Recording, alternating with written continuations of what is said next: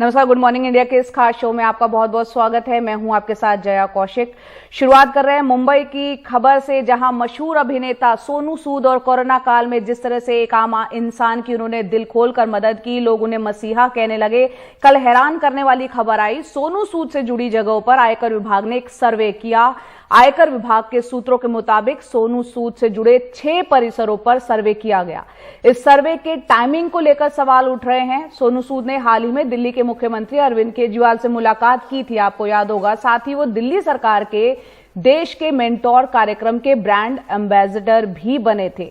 आम आदमी पार्टी की तरफ से भी प्रतिक्रिया आ गई है। आप नेता और सांसद संजय सिंह ने कहा कि मुझे ये जानकर हैरानी हो रही है कि जिस व्यक्ति ने कोरोना महामारी के दौरान दिन रात लगकर लोगों के लिए काम किया, लोगों की जान बचाने के लिए काम किया, अपने घर के सामान को गिरवी रखकर लोगों की मदद की, उसके घर में इनकम टैक्स के छापे मारे जा रहे हैं। आखिर आप संदेश क्या देना चाहते हैं? इस देश में जिस व्यक्ति को सरकार को सम्मानित करना चाहिए, उसके यहाँ छापे पड़ रहे हैं, ये संजय सिंह का कहना है।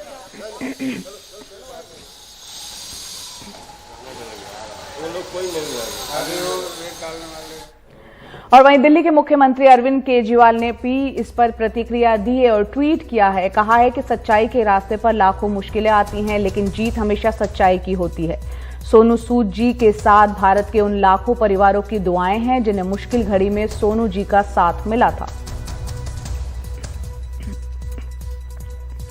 मुंबई में हमारे सहयोगी सोहित मिश्रा मौजूद हैं, सीधा उन्हीं का रुख करते हैं। सोहित, यहाँ पर कल जिस तरह से आयकर विभाग का सर्वे हुआ, सब हैरान थे कि एक छवि जो है सोनू सूद की सभी जानते हैं, कोरोना काल में किस तरह से लोग उन्हें मसीहा तक कहने लगे थे। हाल ही में वो हम तस्वीरें भी दिखा रहे हैं जो अरविंद केजरीवाल के साथ उनकी मुलाकात थी और वो देश के मेंटोर कार्यक्रम के एम्बेसडर बनाए गए थे।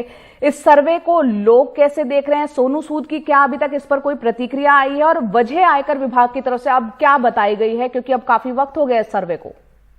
देखिए, औपचारिक तौर पर तो आईटी विभाग की अगर बात करें तो कोई भी वजह नहीं बताई गई है, लेकिन जो सूत्रों की ओर से जानकारी मिली है वो यही है कि कल 6 जगहों पर ये जो सर्वे इसे कह रहे हैं, वो रेड नहीं कह रहे हैं, 6 लोकेशन पर हुआ जो सोनू सूद के घर और कई जगह उसमें शामिल है।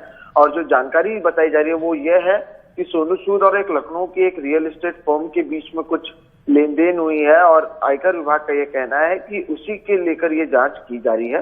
हालांकि जैसा कि आप भी कह रही हैं कि इस जांच को लेकर कई सवाल इसलिए भी उठ रहे हैं क्योंकि इसकी जो टाइमिंग है वो तब है जब उससे कुछ समय पहले ही सोनू सूद दिल्ली के मुख्यमंत्री के साथ नजर आए थे, और उसके बाद जिस तरह से ये सर्वे किया जा रहा है, इसलिए इसे लेकर सवाल जरूर उठ रहा है। कल से ही हम लगातार सोनू सूद से बात करने की कोशिश कर रहे हैं, उनकी टीम मेंबर्स से बात करने की कोशिश कर रहे हैं, लेकिन ऑन रिकॉर्ड कोई बात नहीं करना चाहता है। सोनू सूद से कल से बातचीत नहीं हो पाई, लेकिन कल घंटों तक ये मैं आपको कह सकता हूं कि जो आईटी सर्वे है वो अलग अलग जगहों पर, अलग अलग ठिकानों पर चली। सोनू सूद खुद एक घर में मौजूद थे जहां पर आयकर विभाग के अधिकारी, इनकम टैक्स के जो अधिकारी हैं वो आए हुए थे, और उनके जो बुक्स हैं, उनके जो अकाउंट्स है, उसकी जांच चल रही थी। इसकी जानकारी भी हमें मिली है। और ये भी कहा जा रहा है कि टैक्स डिवीजन के एलिगेशंस हैं जिसके आधार पर ये सर्वे किया जा रहा है। अब इसमें आगे क्या कुछ निकल पाया है, क्या कुछ जानकारी मिल पाई है, या इनकम टैक्स डिपार्टमेंट के अधिकारी क्या कुछ बता सकते हैं कि क्यों ये किया गया, क्या कुछ पाया गया या नहीं पाया गया, ये देखना अहम होगा। लेकिन कहीं ना कहीं इस पर राजनीति शुरू हो चुकी है। आम आदमी पार्टी की ओर से जरूर प्रतिक्रिया आई है। अब देखना ये होगा कि क्या उसका भी जवाब देते हैं, या जिस तरह से आम आदमी पार्टी कह रही है कि ये दिल्ली आते हैं, मुख्यमंत्री से मुलाकात करते हैं और उसके बाद इस तरह से सर्वे किया जाता है, उस पर क्या कुछ किया जाता है या कहा जाता है, ये भी देखना अहम होगा। जी, बहुत बहुत शुक्रिया सोहित मिश्रा इस पूरी जानकारी के लिए।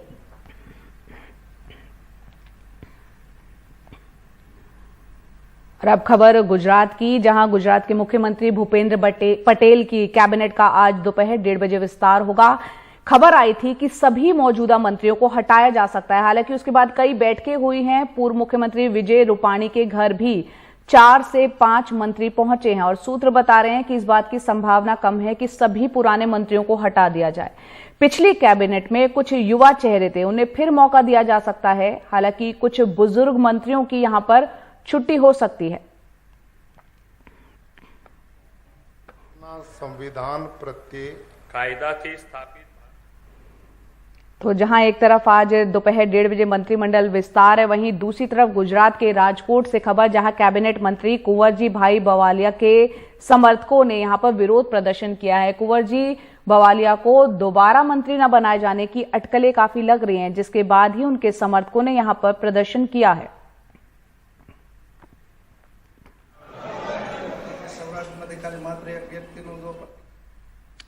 उत्तर प्रदेश की बात करते हैं, जहां पर राजनीति में अब अब्बा जान के बाद चचा जान की एंट्री भी हो गई है। किसान नेता राकेश टिकैत ने बागपत की एक रैली में असदुद्दीन ओवैसी को बीजेपी का चचा जान करार दिया है। राकेश टिकैत ने कहा कि ओवैसी पर कोई केस दर्ज नहीं होगा क्योंकि वो बीजेपी की बी टीम है। साथ ही उन्होंने कहा कि इनकी चाल समझने की जरूरत है। कांग्रेस नेता पीएल पुनिया भी टिकैत के बयान का समर्थन करते हुए दिखे हैं और वहीं एआईएमआईएम के प्रवक्ता सैयद आसिम वकार ने टिकैत पर पलटवार करते हुए कहा कि वो पिछले चुनाव में बीजेपी को जिताने में लगे थे। वो गाली देगा, बीजेपी का चाचा जान आ चुका है उत्तर प्रदेश में, ओवैसी नाम का इनका चाचा जान है, बीजेपी का चाचा जान और आ चुका है उत्तर प्रदेश में। उसका सहारा लेंगे, उसको फुल आशीर्वाद है। वो गाली देगा, ये कोई मुकदमा दर्ज नहीं करेंगे। वो कुछ भी कहेगा, इनका चाचा जान है, बुला करे बहुत मन्नतों के बाद में आ चुका है वो यहाँ पे, वो बर्बाद करेगा इस किसानों को यहां से। ये सब ए और बी टीम है, इनकी चाल समझने की जरूरत है आपको। बोल रहे हैं ओवैसी साहब को बीजेपी के चच्चा। राकेश टिकैत साहब, आप कितने बड़े सेकुलर हैं ये मुझसे और मेरे लोगों से बेहतर कोई नहीं जानता। 2017 का जो चुनाव था विधानसभा का और 2019 का, इसमें आप भारतीय जनता पार्टी के लिए काम कर रहे थे और बीजेपी को जिता रहे थे, और पिछली सरकार को हरा रहे थे, बीजेपी को जिता रहे थे।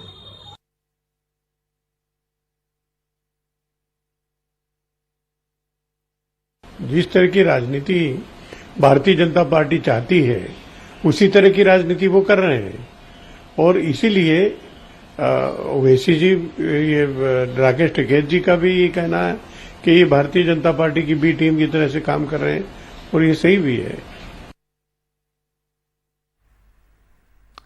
तो ओवैसी पर बार बार इस तरह के आरोप लगते रहे हैं कि वो बीजेपी की बी टीम के तौर पर काम करती रही है। बहरहाल रुक करते हैं अगली खबर का। लगभग 10 महीनों से किसान जो है दिल्ली की तमाम सीमाओं पर मौजूद है, जिसका केंद्र सिंघू बॉर्डर पर है, जहां पर किसान NH-44 पर धरने पर बैठे हैं। मंगलवार को NH-44 की एक तरफ की सड़क खोलने को लेकर हरियाणा प्रशासन के साथ साथ किसान नेताओं की एक बैठक हुई। बकायदा किसानों ने कहा है कि वो अपना जो आखिरी फैसला है वो कल यानी 17 तारीख को संयुक्त किसान मोर्चे की बैठक में करेंगे। आइए देखते हैं हमारे सहयोगी सौरभ शुक्ला की रिपोर्ट। मंगलवार को हरियाणा प्रशासन ने किसान नेताओं को बातचीत के लिए सोनीपत बुलाया। हरियाणा प्रशासन ने सुप्रीम कोर्ट में दाखिल एक याचिका का हवाला देते हुए कहा कि आम लोगों की सुविधा के लिए NH-44 पर जहां किसान बैठे हैं उसकी एक तरफ की सड़क से पूरी तरह हट जाएं। सुप्रीम कोर्ट का जो फैसला है उससे अवगत करा दिया गया, उसकी कॉपी दे दी गई है। क्या कुछ रास्ता खोलने की कुछ कही किसानों ने कि रास्ता? वो बात करेंगे अपने प्रतिनिधियों से। इनके अलग अलग फैक्शंस हैं, अलग अलग यूनियंस हैं, अलग अलग ग्रुप्स हैं, ये बैठ के बात करेंगे। सुप्रीम कोर्ट का जो आदेश है वो इनको बता दिया गया है, और दूसरा जो जनरल पब्लिक को, लोकल फार्मर्स को और जो आम लोगों को असुविधा हो रही है उससे भी इनको अवगत कराया गया है। बैठक से निकलने के बाद किसान नेताओं का कहना है कि उन्होंने सिंघू बॉर्डर पर कोई सड़क नहीं बंद कर रखी है। सड़क दिल्ली पुलिस ने बंद की है और किसान आने जाने वाले किसी यात्री को कोई नुकसान नहीं पहुंचाते हैं। शुरू से लेके मोर्चे में आज तक जितने यात्री जा रहे हैं, आवाजाही आ रही है, उसका हम साथ देते हैं, मदद करते हैं। हम आज तक किसी को रोका नहीं है। हम लोगों के लिए बैठे हैं, एक अपने घर के लिए, अपने पेट के लिए नहीं बैठे हुए हैं। और दूसरी बात, हमने रास्ता कहीं से बंद नहीं किया हुआ।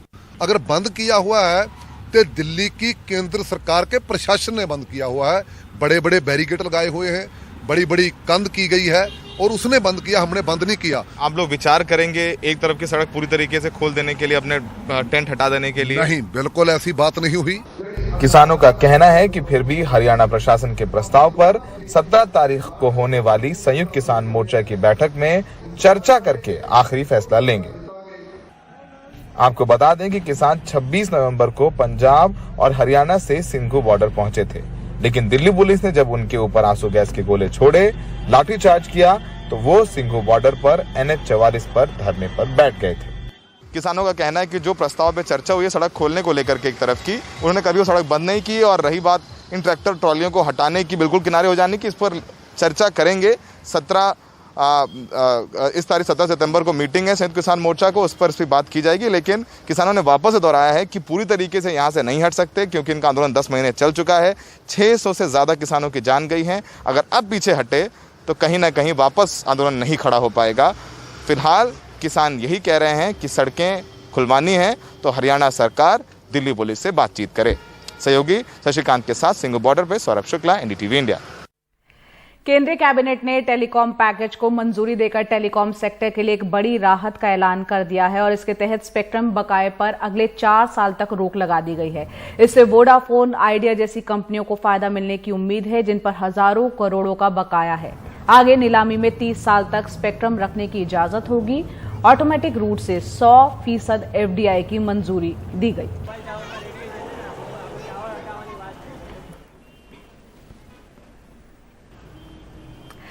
कर्ज के बोझ तले दबी एयर इंडिया के लिए बोली लगाने की प्रक्रिया शुरू हो गई है। टाटा ग्रुप ने भी एयर इंडिया के लिए अपनी बोली लगा दी है। सरकारी सूत्रों के मुताबिक कई बोलियां मिल चुकी हैं। साल 2018 में एयर इंडिया में 76% हिस्सेदारी बेचने की योजना थी, लेकिन बाद में इसे बढ़ाकर 100% कर दिया गया। एयर इंडिया पर करीब 60,000 करोड़ रुपए का कर्ज है। 2007 के बाद से कभी भी एयर इंडिया फायदे में नहीं रही है। एयर इंडिया का मुंबई ऑफिस और दिल्ली का एयरलाइंस ऑफिस भी इस डील का हिस्सा है।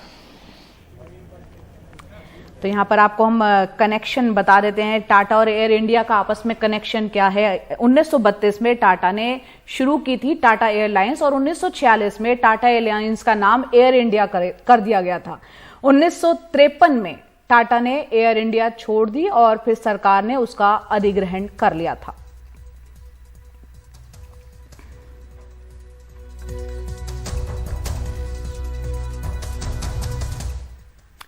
कांग्रेस नेता राहुल गांधी ने एक बार फिर से बीजेपी और आरएसएस पर तीखे हमले बोले। उन्होंने कहा कि ये हिंदू की बात करते हैं, लेकिन ये झूठे हिंदू हैं। ये धर्म का अपने फायदे के लिए इस्तेमाल करते हैं। राहुल गांधी ने चीन को लेकर भी खासतौर पर प्रधानमंत्री को घेरा है। देखते हैं रिपोर्ट। कांग्रेस की महिला कार्यकर्ताओं से मुखातिब राहुल गांधी ने पीएम मोदी पर लक्ष्मी और दुर्गा दोनों को कमजोर करने का आरोप लगाया। लक्ष्मी और दुर्गा को प्रतीक के तौर पर इस्तेमाल करते हुए राहुल गांधी ने इसका अर्थ बताया और बीजेपी आरएसएस को झूठा हिंदू तक कह दिया। फिर कहते हैं हम हिंदू हैं। ये किस प्रकार के हिंदू हैं? ये झूठे हिंदू हैं। ये हिंदू धर्म का प्रयोग करते हैं, ये धर्म की दलाली करते हैं, मगर ये हिंदू नहीं है। महात्मा गांधी को हिंदू धर्म का असली उपासक बताते हुए राहुल गांधी ने उनकी हत्या का जिक्र किया और कहा कि आखिर गोडसे ने उनको गोली क्यों मारी। बीजेपी के लोग कहते हैं कि वो हिंदू पार्टी, कि बीजेपी के आरएसएस के लोग हिंदू पार्टी। तो अगर पिछले 100-200 साल में किसी एक व्यक्ति ने हिंदू धर्म को समझा हो और हिंदू धर्म को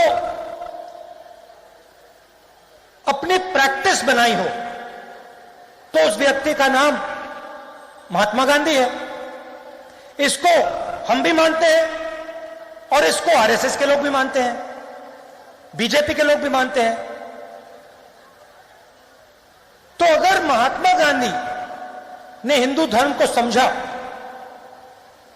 और उन्होंने अपनी पूरी जिंदगी हिंदू धर्म को समझने में लगा दी, तो आरएसएस की विचारधारा ने उस हिंदू की छाती में 3 गोली क्यों मारी? याद करिए, ये वही राहुल गांधी है जिन्होंने खून की दलाली जैसे शब्द का प्रयोग हमारे वीर जवानों के लिए किया था, और आज हिंदू धर्म के लिए धर्म की दलाली जैसे शब्दों का प्रयोग वो कर रहे हैं।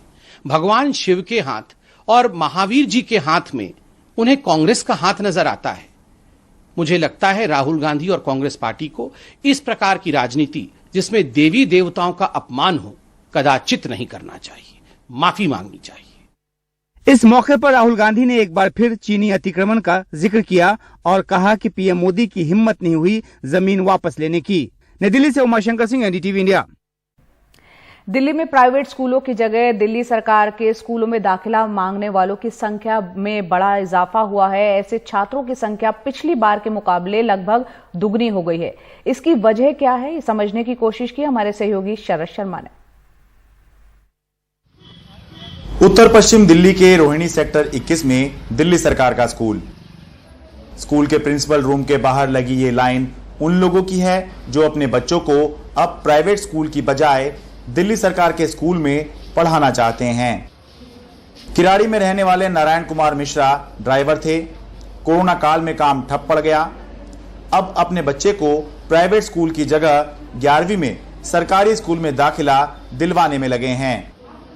अभी तक बच्चा प्राइवेट स्कूल में पढ़ रहा है? हाँ जी, प्राइवेट, अभी तक प्राइवेट में पढ़ते थे और 10th में पास होके, और मैं पहले जैसा इनकम नहीं रह गया सर, इसलिए मैं प्राइवेट से गवर्नमेंट स्कूल में एडमिशन करवाना चाहता हूँ बच्चों को। संतोष घोष किराड़ी के सुलेमान नगर में किराना स्टोर चलाते हैं। अभी तक बेटी को प्राइवेट स्कूल में पढ़ाया, लेकिन अब 11वीं में दिल्ली सरकार के स्कूल में दाखिल करवा दिया है। उनके लिए मजबूरी नहीं, ये उनका चुनाव है। काम क्या करते हैं आप? मैं अपना स्टोर है, मेरा किराना स्टोर है। अच्छा, इसका मतलब आर्थिक स्थिति वाली बात तो आपकी हाँ, भगवान की दया से इसमें किसी चीज़ की कोई कमी नहीं है। अच्छा। लेकिन जब हमारा काम फ्री में ही हो रहा है गवर्नमेंट की सहायता से, तो हम क्यों पैसा बेफिजूल का खर्च करें? सिंपल सी बात है। हर कोई पेरेंट्स यही चाहेगा। जब हमें वही फ्री में एजुकेशन मिल रही है हर चीज़ में, तो हम क्यों अपना इतना पैसा वेस्ट करेंगे, बताइए ना आप। सारे टीचर्स बहुत अच्छे हैं, बहुत ही अच्छी स्टडी होती है यहाँ पे। अच्छा। तो अच्छे से प्राइवेट स्कूल के as compared to government school मुझे अच्छा लगा। मतलब वहाँ पे जो पढ़ाई होती है उसके मुकाबले यहाँ अच्छी पढ़ाई हो रही है आपके? हाँ। ये दो मामले बता रहे हैं कि कोरोना काल के चलते लोगों की आर्थिक स्थिति खराब हुई है, साथ ही दिल्ली सरकार के स्कूलों पर भरोसा बढ़ा है। पिछले साल 1800 के करीब फिगर है जो मुझे एग्जैक्ट याद है। हाँ। और लगभग 600 बच्चों को हम दे पाए थे। अच्छा, 1800 बच्चों ने अप्लाई किया था, 600 को पिछले साल आपने एडमिशन दिया था। और इस साल हमारे 3000 से भी ज्यादा बच्चों ने अप्लाई किया था। तो 3-4 हजार के आसपास का फिगर है प्राइवेट स्कूल, जिन्होंने प्राइवेट स्कूल से निकलकर इधर अप्लाई किया। जो प्राइवेट स्कूल का जो हमारा नॉन प्लान एडमिशन कहलाता है वो प्राइवेट स्कूल का। और एडमिशन कितने को मिल गया? 300 को एडमिशन हम दे पाए। अच्छा। अभी भी बहुत बच्चे वेटिंग में कि यहाँ पर एडमिशन हो जाए। दिल्ली सरकार के आंकड़ों के मुताबिक दिल्ली में इस साल दिल्ली सरकार के स्कूलों में 2,36,000 नॉन प्लान दाखिले के लिए आवेदन आए हैं। बीते साल इनकी संख्या 1,20,000 थी। इस साल अभी तक ऐसे 1,58,000 छात्रों को दाखिला दिया जा चुका है, जबकि बीते साल ये आंकड़ा 96,000 था। इनमें से ज्यादातर प्राइवेट स्कूल से दिल्ली सरकार के स्कूल में शिफ्ट करने वाले मामले हैं, जिसके चलते दिल्ली सरकार के स्कूलों में कुल छात्रों की संख्या 17,67,000 पहुंच गई, जबकि बीते साल ये 16,28,000 थी। मुझे लगता है गवर्नमेंट स्कूल के प्रति लोगों का कॉन्फिडेंस बढ़ा है। पिछले वर्षों में जो गवर्नमेंट स्कूलों के नतीजे आए और जिस तरह से पढ़ाई का स्तर सुधरा है, उससे लोगों का कॉन्फिडेंस बढ़ा है कि लोग अपने बच्चों को प्राइवेट से गवर्नमेंट स्कूल में डाल सकते हैं। पर अभी क्योंकि एडमिशन प्रोसेस चल रही है, तो इसमें जो भी फाइनल आंकड़े होंगे वो एक बार एडमिशन प्रोसेस कुछ कंक्लूजन की तरफ बढ़े तो मैं आपके सामने रखूंगा। आर्थिक कारण भी है और सरकारी स्कूलों में भरोसा भी बढ़ा है, जिसके चलते बड़ी संख्या में बच्चे प्राइवेट स्कूलों से सरकारी स्कूलों में दाखिला ले रहे हैं। लेकिन अगर इतनी बड़ी संख्या से प्राइवेट स्कूलों से बच्चे सरकारी स्कूलों में शिफ्ट होंगे तो इनके लिए उचित व्यवस्था करना सरकार के लिए भी एक चुनौती तो रहेगी ही।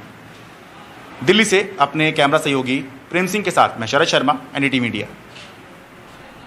और अब बात करते हैं कोरोना टीकाकरण की। मुंबई में 15 जुलाई से गर्भवती महिलाओं के लिए टीकाकरण की शुरुआत हुई, लेकिन बीते 2 महीनों में महज 1324 को ही टीका लग सका है। पूरे महाराष्ट्र में करीब 2.5% गर्भवती महिलाओं को ही टीका लग पाया है। राज्य टास्क फोर्स का कहना है कि वैक्सीन को लेकर इनके अंदर की चिंता और भय को भगाने के लिए मुहिम छेड़नी होगी। कोविड की दूसरी लहर के दौरान कई गर्भवती महिलाओं और नवजात बच्चों पर कोविड का कहर टूटा। इसलिए 2 महीने पहले 15 जुलाई से मुंबई में प्रेग्नेंट महिलाओं के टीकाकरण की शुरुआत हुई, लेकिन सरकारी, निजी लगभग सभी वैक्सीनेशन सेंटरों पर इनकी संख्या न के बराबर दिखती है। मुंबई में करीब 1.5 लाख गर्भवती महिलाएं हैं, लेकिन अब तक सिर्फ 1324 को टीका लग सका है, यानी 1% से भी कम।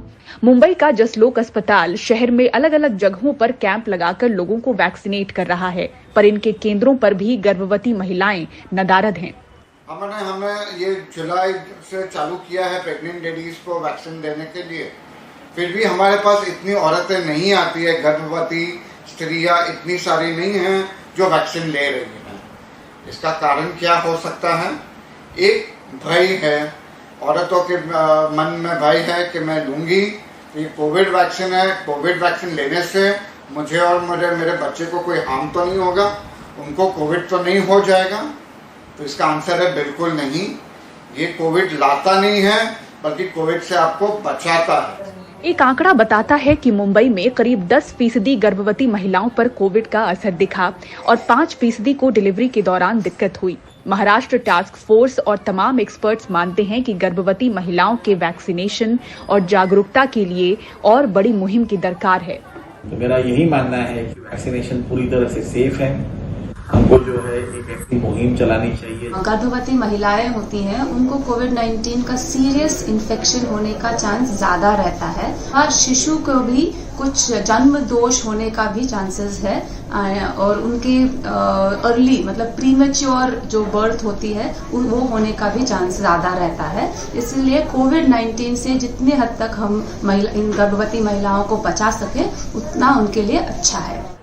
महाराष्ट्र में करीब 20 लाख गर्भवती महिलाएं हैं, लेकिन करीब 50,000 को ही कोविड का टीका लग सका है, यानी सिर्फ 2.5%। मुंबई से पूजा भारद्वाज, एनडीटीवी इंडिया। राजस्थान में अगस्त का महीना पर्यटन की दृष्टि से काफी फायदेमंद रहा और इससे जुड़े पर्यटन से जुड़े लोग जो है उन्होंने राहत महसूस की। कोविड के घटते केसों को देखते हुए लोग घरों से बाहर निकले हैं घूमने के लिए और पर्यटन स्थलों पर रौनक लौट रही है। देखते हैं हर्षा कुमारी सिंह की रिपोर्ट। जयपुर के पर्यटन स्थलों पे रौनक। कोविड महामारी के प्रकोप के चलते अपने घरों और शहरों में बंद रहे लोग अब ऊब चुके हैं। कोविड के मामलों में गिरावट आई है और इतने दिन घरों में बंद रहने के बाद लोग अब सैर सपाटे के लिए निकल रहे हैं। मैं मुंबई से आई हूँ। 2 साल हो गए कोविड में हम कहीं गए नहीं हैं। फाइनली मेरी फ्रेंड ने डिसाइड किया कि जैसे कोविड रेस्ट्रिक्शंस विड्रॉ हो चुके हैं तो हमने सोचा कि हम घूम आते हैं थोड़ा। तो हमने आज ही फ्लाइट लिया, हम यहाँ पे ये अल्बर्ट हॉल देखने आए। हमें बहुत ज़्यादा अच्छा लग रहा है कोविड से फ्री होके थोड़ा। हम लोग काफ़ी टाइम से राह देख रहे थे, वेट कर रहे थे कि कब ये कोविड का फेज बाहर से हम इसमें से बाहर निकले तो हम लोग घूम सके, फिर सके, अच्छा टाइम स्पेंड कर सके, क्योंकि काफ़ी टाइम हो गया था कि 2 साल से हम लोग बाहर ही नहीं निकले थे। राजस्थान में कोविड का ग्राफ घटा है। जयपुर में पिछले 2 हफ्तों में 0 कोविड केसेस भी दर्ज हुए हैं। कई जिलों में कोविड का एक भी केस सामने नहीं आया है और राजस्थान में कुल कोविड संक्रमण के नए मामले डबल डिजिट में ही रहे हैं। इससे लोगों का हौसला भी बढ़ा है। ये लाइफ है, चलती रहेगी और हम लोगों को सुरक्षित तरीके से अपने आप को सुरक्षित तरीके से रख के और सारी जिंदगी का लुत्फ भी उठाना है और कहना चाहिए जिसको हम कह सकते हैं कि घूम फिर लें और थोड़ा जो स्ट्रेस हो गया था कोविड की वजह से उसको थोड़ा रिलीज भी करने के लिए हमको ये घूमना फिरना बहुत ज़्यादा कहना चाहिए ज़रूरी है, इसको हम कह सकते हैं। अगस्त के महीने में जयपुर और उदयपुर में होटलों में अच्छी खासी बुकिंग्स आई हैं। शनिवार रविवार को तो हाउसफुल भी रहा है, यानी लोग लंबे टूर पे नहीं लेकिन 2-3 दिन के सैर सपाटे के लिए जरूर घर से बाहर जा रहे हैं। बहुत अच्छा चल रहा है, धीरे धीरे वैक्सीनेशन बढ़ रहा है, उसकी वजह से लोग अपने घरों से बाहर निकल रहे हैं। जो 1.5 साल से घरों में बैठे हुए थे वो एक ट्रेंड बन गया है बाहर निकलने का। पर अभी तक ज्यादातर जो टूरिस्ट आ रहा है वो छोटे छोटे ग्रुप्स में आ रहे हैं, महिलाओं के ग्रुप आ रहे हैं, इंडिविजुअल ट्रैवलर्स भी आ रहे हैं और ज्यादातर टूरिस्ट वीकेंड्स पे आ रहा है। राजस्थान ज्यादातर विदेशी पर्यटकों पे निर्भर रहा है, लेकिन अब देशी सैलानियों की मेहमान नवाजी के लिए भी तैयार है। मैं अभी 2 लेडीज़ है हमारे साथ, बॉम्बे से विजिटर है, उनको विजिट कराने अल्बर्ट म्यूजियम में आया हूँ। मेरे अभी पिछले 1.5 साल से काफ़ी टूरिज़्म काफ़ी डाउन रहा है, लेकिन अभी वापस टूरिज़्म कवर हो रहा है और धीरे धीरे एक रनिंग में वापस आ रहे हैं। और इनको ऐसा अगर टूरिस्ट चलता है तो हमारा बिज़नेस जो है, हमारा जो काम है वापस चालू हो जाए। तो मैं भगवान से दया करता हूँ कि ऊपर वाला हमें ऐसा ही चलाता रहे और हम लोग ऐसे ही विजिट कराते रहें टूरिस्ट को।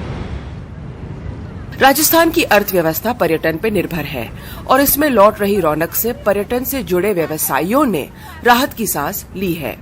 जयपुर से हर्षा कुमारी सिंह, एनडीटीवी इंडिया। नमस्कार, गुड मॉर्निंग इंडिया में आपका स्वागत है। मैं हूं अदिति राजपूत।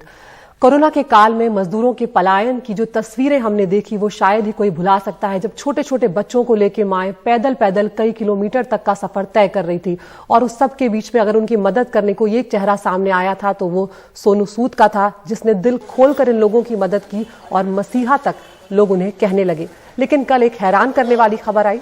सोनू सूद से जुड़ी जगहों पर आयकर विभाग ने सर्वे किया है। इनकम टैक्स के सूत्रों के मुताबिक सोनू सूद से जुड़े 6 परिसरों का सर्वे किया गया।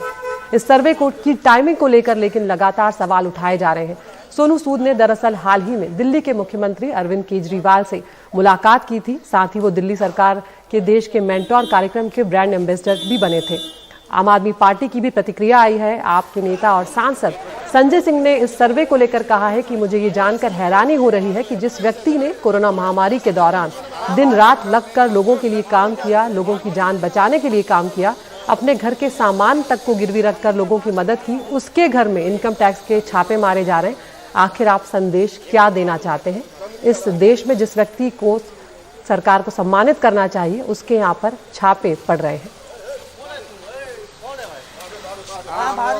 ये तस्वीरें आप देख रहे हैं जब इनकम टैक्स विभाग की टीम पहुंची और सर्वे हुआ था वो, और ये वो तस्वीर देख रहे हैं जब कुछ दिन पहले सोनू सूद ने दिल्ली के मुख्यमंत्री से मुलाकात की थी।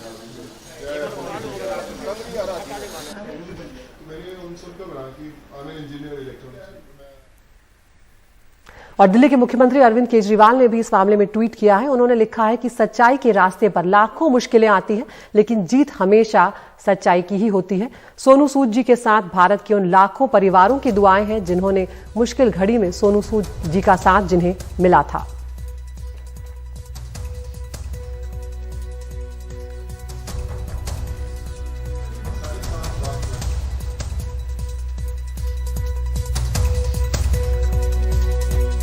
जो एक व्यक्ति, अगर आप सोनू सूद जी को देखिए तो इस पूरी कोविड महामारी में जितना सोशल वर्क और जितनी चैरिटी उन्होंने की है वो इस देश में एक बड़ा नाम बन गए हैं। एक ऐसा नाम बन गए हैं जो बहुत सारी शायद ऐसी चीजें कर रहे हैं जिसको करना सरकार का काम था। ऐसी फैसिलिटीज प्रोवाइड कर रहे हैं, जब लोग फंसे हुए थे लॉकडाउन के दौरान तो उनको उनके घर पहुंचाने में काम कर रहे थे। तो जो काम सरकार के थे, जो सरकार करने में नाकाम रही, जब सोनू सूद जी जैसे लोग सामने आके वो काम कर रहे हैं तो उन्हें पॉलिटिकली विक्टिमाइज किया जा रहा है। पर आम आदमी पार्टी का साफ तौर पर कहना है कि उन्हें पॉलिटिकली विक्टिमाइज किया जा रहा है और एक तरह से उन्हें राजनीति का शिकार बनाया जा रहा है। तो टाइमिंग को लेकर लगातार सवाल उठ रहे हैं और ये कुछ तस्वीरें आपको दिखा रहे हैं, जो तस्वीरें आए दिन सोनू सूद के घर का नजारा होता है। आए दिन लोग उनके घर पर अपनी समस्याएं लेकर आते हैं और उनसे मदद की गुहार लगाते हैं। हमारे साथ मुंबई से जुड़ रहे हैं हमारे सहयोगी सोहित मिश्रा। सोहित, ये जो आयकर विभाग का सर्वे हुआ है, क्योंकि अब पिछले कुछ दिनों से हम देख रहे हैं जब भी इनकम टैक्स विभाग की टीम कहीं पहुंचती है तो वो उसे सर्वे का नाम देती है रेड की बजाय, तो यहाँ पर क्या जानकारी मिल पाई है अब तक कुछ की क्या वजह रही है, क्या वो तथ्य रहे हैं जिनको लेकर ये सर्वे किया गया, या क्या कुछ मिला है टीम को? और दूसरा, क्या सोनू सूद की तरफ से कोई प्रतिक्रिया? बिल्कुल अदिति, जो आपने कहा आजकल उसे रेड नहीं कह रहे हैं, सर्वे ही कह रहे हैं। और ये जो सर्वे है वो सोमवार माफ कीजिएगा बुधवार सुबह शुरू की गई थी। आयकर विभाग के कर्मचारी 6 अलग अलग जगहों पर पहुंचे थे जहां पर घंटों तक उन्होंने सोनू सूद के ऐसे 6 अलग अलग प्रॉपर्टीज में सर्वे की।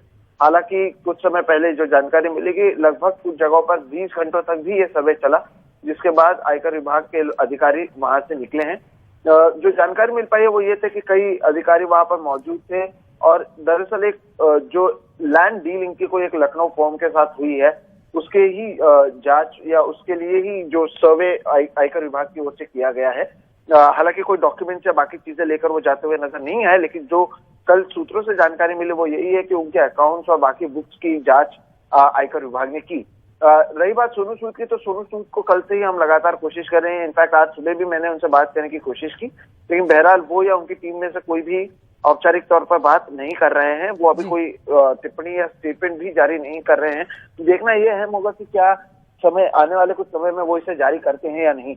और ये बात भी सही है कि जो टाइमिंग है उसे लेकर सवाल उठ रहे हैं, क्योंकि अदिति आपको ही पता है कि हाल ही में वो दिल्ली गए थे, दिल्ली के मुख्यमंत्री से उन्होंने मुलाकात की थी और वो बतौर एम्बेसडर भी उनके कार्यक्रम से जुड़े हुए हैं।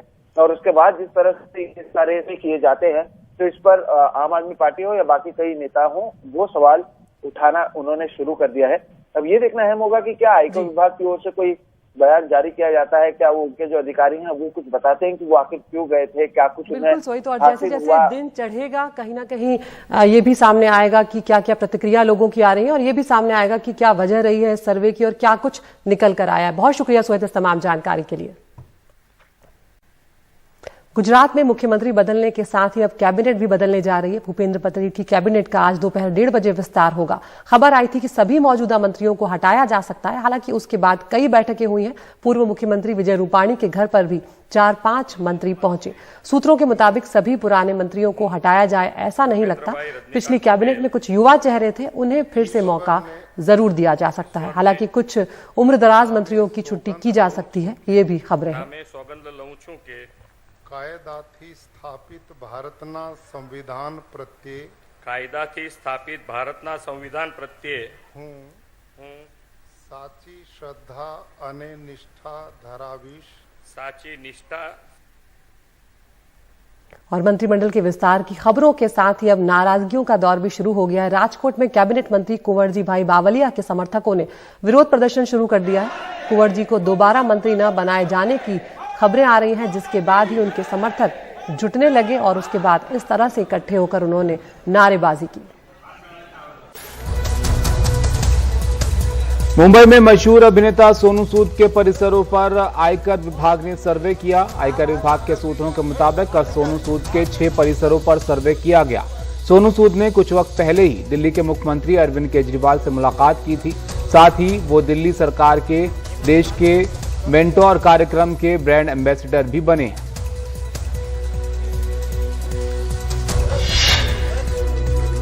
दिल्ली के मुख्यमंत्री अरविंद केजरीवाल ने सोनू सूद के ठिकानों पर आयकर की कार्रवाई के खिलाफ ट्वीट किया है। केजरीवाल ने लिखा कि सच्चाई के रास्ते पर लाखों मुश्किलें आती हैं, लेकिन जीत हमेशा सच्चाई की ही होती है।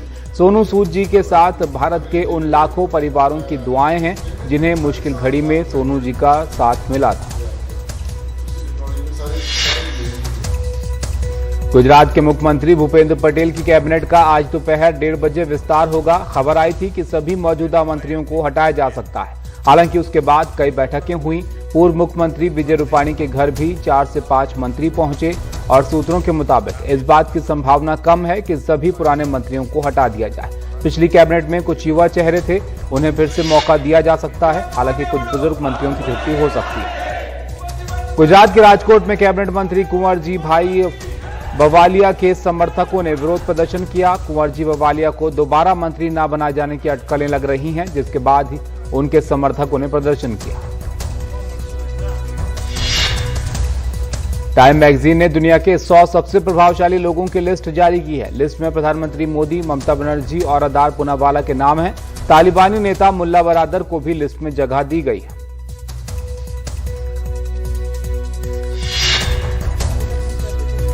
दिल्ली में इस साल भी दिवाली पर पटाखे जलाने और बेचने पर प्रतिबंध लगा दिया गया है। यह फैसला दिल्ली सरकार ने बढ़ते प्रदूषण को देखते हुए लिया है। घोषणा दिल्ली के सीएम अरविंद केजरीवाल ने अपने ट्विटर हैंडल के जरिए की है। केजरीवाल ने व्यापारियों से अपील भी की है कि इस बार प्रतिबंध को ध्यान में रखते हुए किसी भी तरह का भंडारण न करें।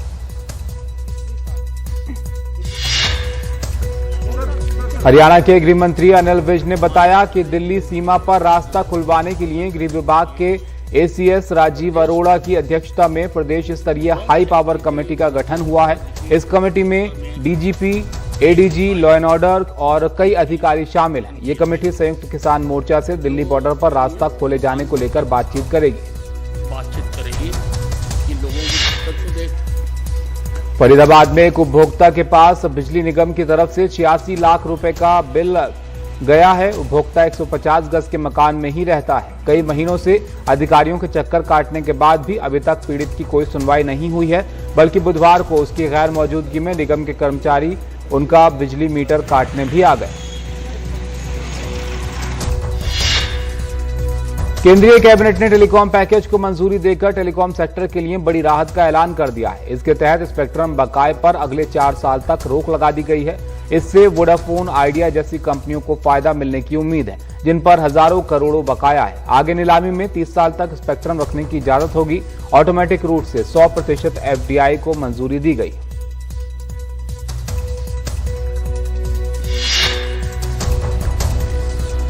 कर्ज के बोझ तले दबी एयर इंडिया के लिए बोली लगाने की प्रक्रिया शुरू हो गई है। टाटा ग्रुप ने भी एयर इंडिया के लिए अपनी बोली लगा दी है। सरकारी सूत्रों के मुताबिक कई बोलियां मिल चुकी हैं। साल 2018 में एयर इंडिया में 76% हिस्सेदारी बेचने की योजना थी, लेकिन बाद में इसे बढ़ाकर 100% कर दिया गया। एयर इंडिया पर करीब 60,000 करोड़ रुपए का कर्ज है।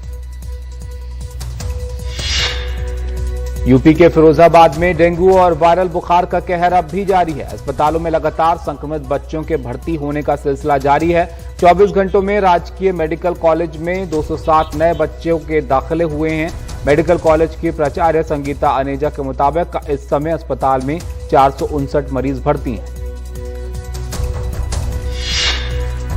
हिमाचल प्रदेश के किन्नौर में मौजूद एक गांव में बुधवार को करीब 16 घर आग की चपेट में आ गए। दोपहर 2 बजे के आसपास आग एक घर में लगी थी, जिसके बाद देखते ही देखते आग ने बाकी के घरों को भी अपनी चपेट में ले लिया। हालांकि गनीमत रही कि इस हादसे में किसी की जान नहीं गई।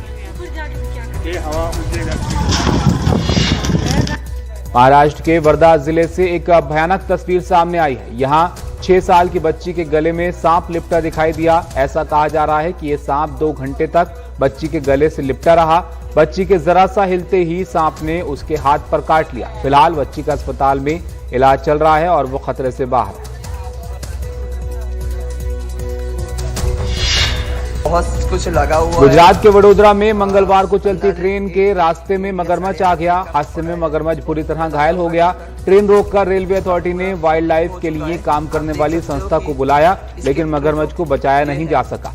मगरमच्छ के शव को वन विभाग को सौंप दिया गया।